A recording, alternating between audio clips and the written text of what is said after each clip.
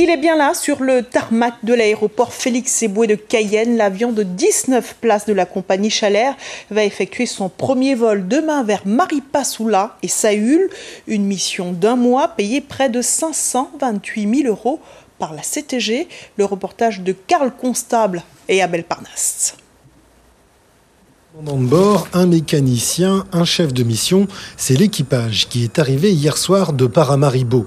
Dès ce matin, il déchargeait sur le tarmac de Félix-Éboué les pièces de rechange et le matériel nécessaire à sa nouvelle mission. L'équipage et ce Twin Otter appartiennent à la société suisse Zimex.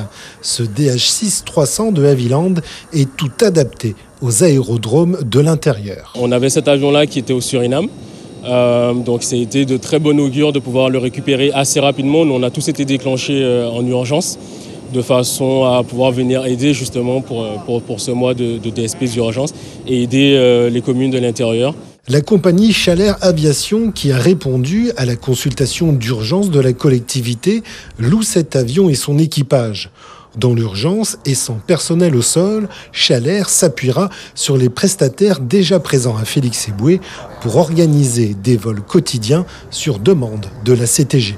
Il y a bien sûr un aéroport qui est géré par la Chambre de commerce qui nous accueille et puis également des sociétés qui sont capables de gérer les passagers. C'est le cas de la société Samsic avec laquelle nous avons contracté, également pour le fret GSAF. Donc aujourd'hui, tout est prêt à Cayenne pour démarrer demain. Le programme va être défini en fait chaque jour en fonction des priorités. Donc les passagers sont prioritaires, c'est le choix qu'a fait la CTG et le fret sera en complément, sauf sur Saül, puisque là il y a une vraie problématique d'isolement de cette communauté. Chaque vol charter pourra transporter jusqu'à 19 personnes maximum. La petite maintenance se fera sur place, les grosses réparations à Paramaribo.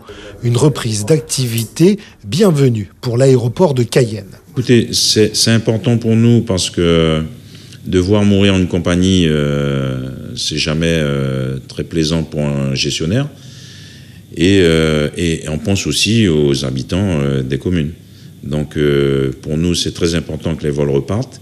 Le ciel guyanais semble donc s'éclaircir pour 31 jours. Devrait suivre une DSP, délégation de service public d'urgence de 7 mois, puis une DSP classique de 5 ans.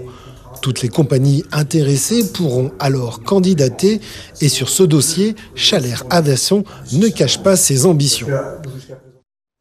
Et pour prendre cet avion, il faudra justifier auprès des mairies d'une nécessité vitale de se rendre sur le littoral. Pour les autres, la seule alternative aérienne, les vols privés. On fait le point avec Olivier Damon. En Guyane, l'aviation générale est composée d'environ 10 petits avions de 4 à 9 places et 7 hélicoptères appartenant à une dizaine de sociétés privées au total. Il s'agit d'appareils destinés à toute activité aérienne autre que commerciale. Sport, travail aérien tels que l'épandage agricole ou la surveillance aérienne par exemple, le tourisme ou encore l'aviation d'affaires. Ces entreprises ont certes des agréments mais ne sont pas des compagnies aériennes. Elles ne disposent pas de licence commerciale pour vendre des billets ni de CTA, certificat de transport aérien obligatoire pour le transport public de personnes à bord d'un avion. Chacun de leurs vols est effectué pour leur propre compte ou pour la demande d'un client précis, toujours à titre privé. Cette prestation est alors facturée en heures de vol pour la mobilisation de l'avion ou pour l'hélico complet, d'où leur surnom de taxi. Faire appel à l'aviation générale, une alternative pour les habitants de l'intérieur, exclus du dispositif d'urgence de l'État et de la CTG, non, et cela pour 2 raisons. D'abord, l'ensemble de la flotte est actuellement mobilisé par les autorités pour faire face à cette crise, puis le coût. Les tarifs pour un Cayenne Maripasoula en avion privé ou hélicoptère vont de 4 000 à 7 000 €. Décrié depuis le début de la crise, le président de la CTG a été accueilli à l'aéroport Félix-Éboué par une délégation de salariés mécontents. Il s'est entretenu avec eux pour défendre son plan d'action. Gabriel Serville nous explique également sa feuille de route. Il est au micro de Frédéric Larzabal. Nous avons trouvé des solutions pour le mois d'octobre dans le cadre d'une continuité territoriale d'urgence qui a été établie avec une société venant de l'extérieur. Nous sommes en train de travailler à la terminaison de la rédaction de la DSP d'urgence qui va s'établir entre le mois de novembre et le mois d'avril. Je crois que c'est 7 mois à grand maximum. Et en même temps, nous sommes en train de travailler à la rédaction de la DSP définitive. On a vu ce qu'on a vécu avec CARE.